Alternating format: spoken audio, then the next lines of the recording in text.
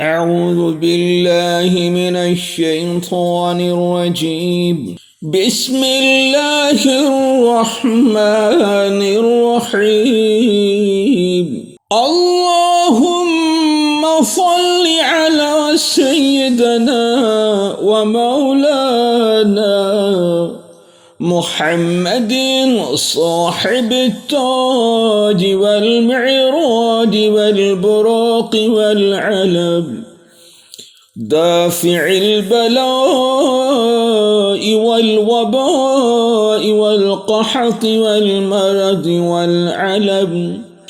اسمه مكتوب مرفوع مشفوع منقوش في اللوح والقلم، سيد العرب والعجم.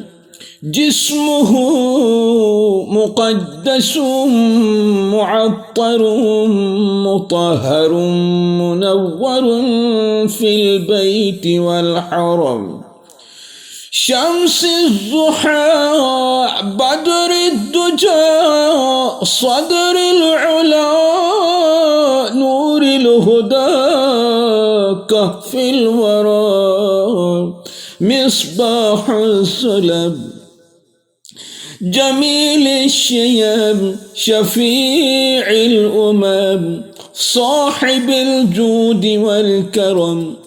والله عاصمه وجبريل خادمه والبراق مركبه والمعراج سفره وسدرة المنتهى مقامه وقاب قوسين.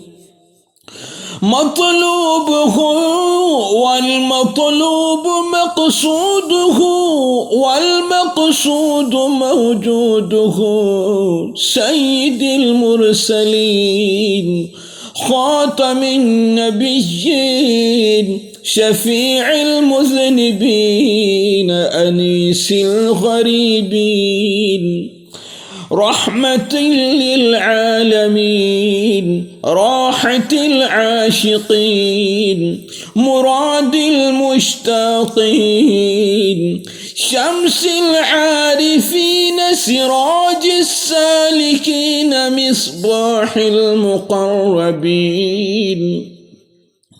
محب الفقراء والغرباء والمساكين، سيد الثقلين نبي الحرمين إمام القبلتين وسيلتنا في الدارين، صاحب قاب قوسين محبوب رب المشرقين ورب المغربين، جد الحسن والحسين مولانا ومولاي الثقلين،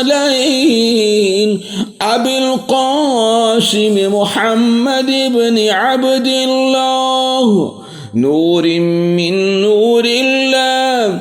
يا أيها المشتاقون بنور جماله صلوا عليه وآله وأصحابه وسلموا تسليما.